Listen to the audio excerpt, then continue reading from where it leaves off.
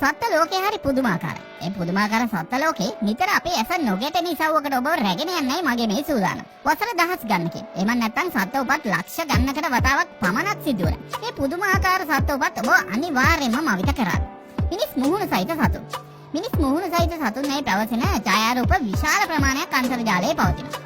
ඒත් අද අපි ඔබට රැගෙන ඉන්නේ පිළිගත හැකි සාක්ෂි සහිත වීඩියෝ දර්ශන පමණයි.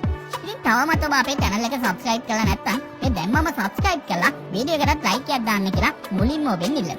මිනිස් මුහුණක් සහිත මේ එළුව අපිට මුණ ගැහෙන්නේ ඉන්දියාවේ. එළුවෙකුට අයිති නැති අසාමාන්‍ය මුහුණක් මෙයාට තියෙනවා. මේ බලන්නකො එතකොට මේ එළුව කලින් කෙනාට වඩා මිනිස් මුහුණට ගොඩක්ම සමීප ගතියක් මෙයාගේ තියෙනවා.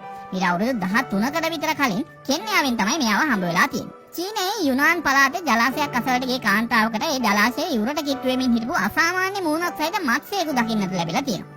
ඉතින් මෙයා මේ මාළුවගේ ඡායාරූප කීපයක් අරන් මේ සතාව වීඩියෝ ගත කරන්නත් අමතක කරලා නැහැ. ඔයාලම් බලන්නකො මේ මාළුවගේ මූණ මිනිස් මූණට කොයි තරම්නම් සමීපයිද කියලා.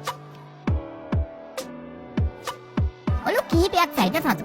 මිනිස් උපත් ලක්ෂ ගණනකට එක් වතාවක් පමණක් උපදින දෙබිඩි මිනිසුන් ගැන ඔයාලා අහලා ඇතිනේ.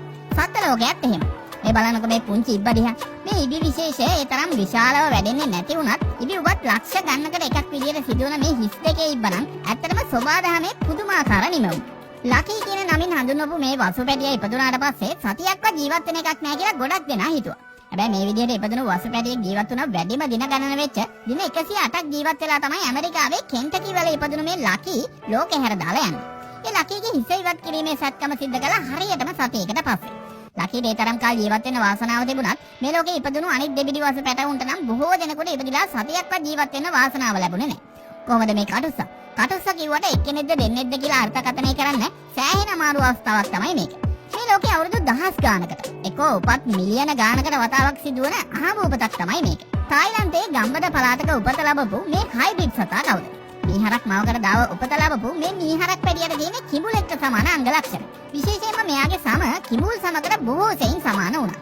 සම මතු පිට විශාල කොරපොතු වගේ දිලිසෙන ගතියකුත් ඔබට පේනවා නේද? ක්‍රොවේෂියාවේ ගොවි පවුලක උපත ලැබපු මේ ඔක්ටගෝඩ් කියන නමින් හඳුන්වපු එළු පැටියා උපත් බිලියනයකට වතාවක් සිදුවන බොහොම දුර්ලභ විකෘති උපතක්. මෙයාට කකුල් 8ක් තියෙනවා. හැබැයි මෙතන තියෙන විශේෂත්වය තමයි මෙයාට ගැහෙණු පිරිමි දෙවර්ගයේම ප්‍රජනක පද්ධතිය පිළිදීම. ඒක ඇත්තටම පුදුමාකාර දෙයක්. ඔලු දෙකේ සර්පයෝ පෙන 7යි. ඔය වගේ දේවල් ලෝකේ මිත්‍යාමත විදිහටනේ සලකන්නේ. ඒත් බලන්නකො ඇමරිකාවේ නිව් ජර්සි වලින් හමු වුණු මේ අපූර්ව ඔලු දෙකේ සර්පයව සර්පයෙක්ගේ නම ඇහුණත් පණ එපා කියලා දුන අපිට කොහොමද මේ වගේ කෙනෙක් හමු වුණේ? වැල්වට ආරන් නැතුව මේ වගේ ලෝකේ පුරා අමුතු දේවල් අලුත් දේවල් පුදුම දේවල් බලන්න ඔයා පුදුමගේ ස්මාර්ට් ස්පෙෂල් channel එක තවමත් subscribe කරලා නැත්නම් මේ දැම්මම subscribe කරන්න.